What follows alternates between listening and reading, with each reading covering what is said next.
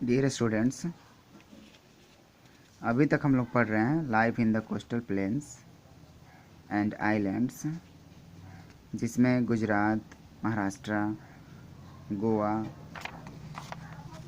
Karnataka, Kerala, Lakshadweep islands, Tamil Nadu, ये सभी states के बारे में पढ़ लिए हैं। आज हम लोग को पढ़ने हैं आंध्र प्रदेश।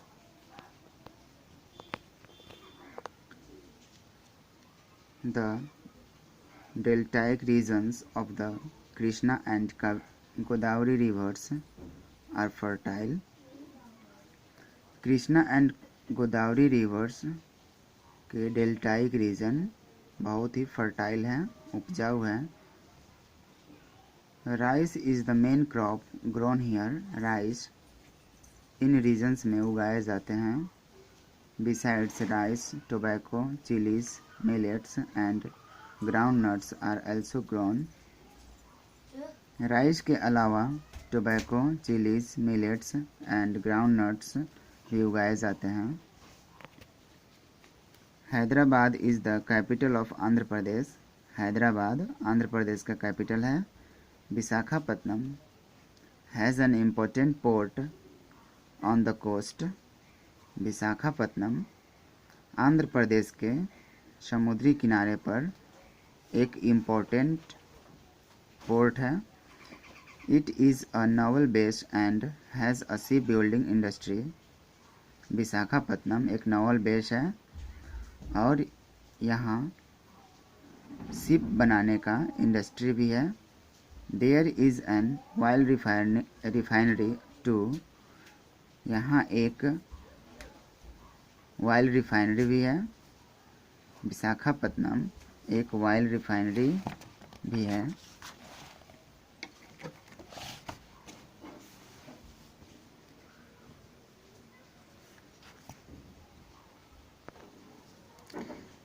The coastal region of Andhra Pradesh is prone to cyclones from the Bay of Bengal. Andhra Pradesh का कोस्टल रीजन साइक्लोन के लिए प्रसिद्ध है जो बे ऑफ बंगाल से आती है। These storms cause heavy damage to life and property. Cyclone means जो स्टॉर्म आती है वो लाइफ एंड प्रॉपर्टी को बहुत बड़ा नुकसान पहुंचाने का कारण बनता है। इसके आगे हम लोग को पढ़ना है Odisha. As we move north eastwards the coastal plains of Odisha and the delta of the Mahanadi river appear. जैसे ही हम लोग नॉर्थ ईस्टवर्ड की ओर मूव करते हैं, उत्तर और पूरब की ओर मूव करते हैं, the coastal plains of Odisha, Odisha का coastal plain and delta of Mahanadi river appear, Mahanadi का डेल्टा नज़र आता है। Odisha is famous for its temples at Puri and Bhubaneswar. Odisha Puri और भुवनेश्वर में टेम्पल्स के लिए प्रसिद्ध है। Bhubaneswar is the capital of Odisha. Bhubaneswar Odisha का कैपिटल है। Puri has the Jagannath temple. Puri में जगन्नाथ टेम्पल है।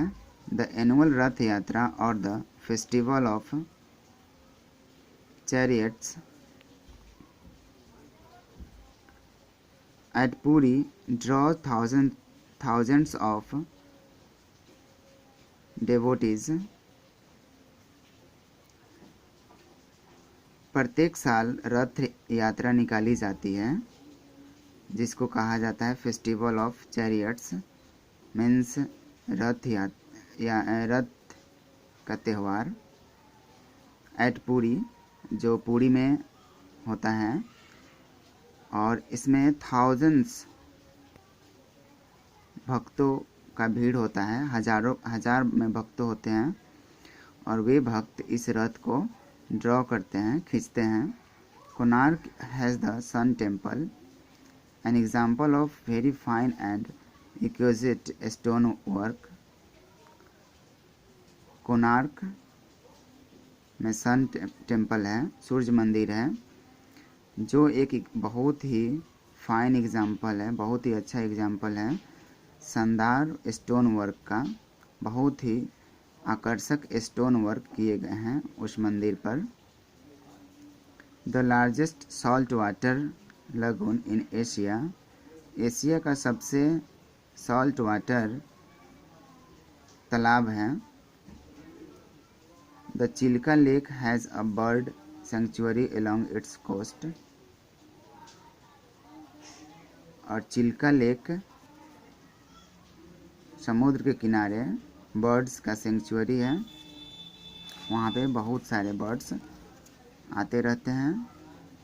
Interesting facts, the Hirakud dam on the Mahanadi river is the longest dam in India. Hirakud dam Mahanadi river पर बना हुआ है, जो सबसे लंबा डैम है इंडिया का। The main occupation are farming and fishing, Orissa का main occupation farming and fishing है। The chief crop is rice, वहाँ का मुख्य फसल राइस है। The handicrafts of Odisha, the silver filigree work, the fabric patch work of Pipli and the handloom silks and cotton saris and fabrics are famous. Odisha का crafts, उसके बाद जालीदार वर्क, सिल्वर से जालीदार काम किए जाते हैं, और 5 पैच वर्क मीन्स 5 धागों से, 5 कलर के धागों से पचमेल फैब्रिक बनाए जाते हैं पिपली के। एंड द हैंडलूम सिल्क्स, हाथ से बना हुआ सिल्क्स, एंड कॉटन साड़ीज, और यहाँ के कपड़े फेमस हैं। The Odissi dance is a classical dance form of this region, Odissi dance classical dance form है इस रीजन के। Odia is the language spoken, Odia language spoken किए जाते हैं, बोले जाते हैं उड़ीसा में। The interior land has rich mineral deposits, Orissa के लैंड के नीचे, धरती के नीचे बहुत सारे मिनरल्स दबे हुए हैं। Rourkela has an iron and steel industry, Cuttack is a commercial centre, Rourkela iron and steel industry है, कटक कमर्शियल सेंटर है, व्यापारिक सेंटर है। Beyond the coastal plain of Odisha is the Ganga delta in the northern plains, Odisha के कोस्टल प्लेन से दूर Ganga delta है, जो northern planes कहलाते हैं। Andaman and Nicobar islands, these islands are linked to Chennai, Kolkata and Bhubaneswar by air and sea, air route से and sea route से Andaman and Nicobar islands Kolkata, Chennai and Bhubaneswar से जुड़े हुए हैं, लिंक्ड हैं। Many tribes inhabit this islands, बहुत सारे ट्राइब्स इस आइलैंड्स पे बसे हुए हैं, रहते हैं। They are still primitive and they are engaged in hunting and fishing. वे लोग बहुत ही पुराने हैं, प्राचीन हैं। वे लोग शिकार करने में इंगेज रहते हैं एंड मछली पकड़ने में इंगेज रहते हैं। Most of the islands are uninhabited due to non-availability of fresh water. Andaman and Nicobar का बहुत सारा आइलैंड जिस पे कोई नहीं रहता है, कोई बसा हुआ नहीं है, फ्रेश वाटर के अनअवेलेबिलिटी के कारण, जहाँ फ्रेश वाटर उपलब्ध नहीं है, जिसके कारण बहुत सारे आइलैंड पे लोग नहीं बसे हुए हैं। They are thickly forested with rubber and teak trees. वे आइलैंड जिस पे लोग बसे हुए नहीं हैं, बहुत ही घने हैं, घने जंगल हैं जहाँ पे रबर और टीक ट्रीज, सागवान का पेड़ उगता है। Rice, maize, coconuts and rubber are the crops grown here. Rice, maize, coconuts and rubber, ये सभी फसलें वहाँ पे उगते हैं।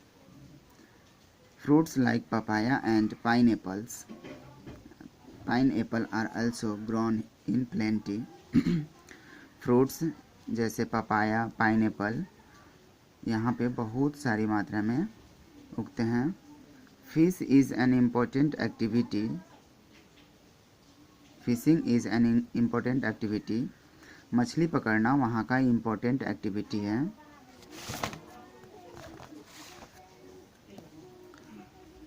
N interesting landmark in port Blair is the cellular jail. यहाँ एक इंटरेस्टिंग लैंडमार्क है जो पोर्ट ब्लेयर में है, जिसको सेलुलर जेल कहा जाता है। During the British rule in India, British rule के समय many freedom fighters were brought and imprisoned here. बहुत सारे फ्रीडम फाइटर्स को, स्वतंत्रता सेनानियों को लाया गया था और इस जेल में बंद किया गया था, कैद करके रखा गया था। Today it is converted into a museum and is considered a national monument. आज सेलुलर जेल को एक म्यूज़ियम में कन्वर्ट कर दिया गया है, एक म्यूज़ियम बना दिया गया है और उसे नेशनल मॉन्यूमेंट, राष्ट्रीय स्मारक माना गया है। इस तरह से ये चैप्टर कंप्लीट हुआ। Thank you.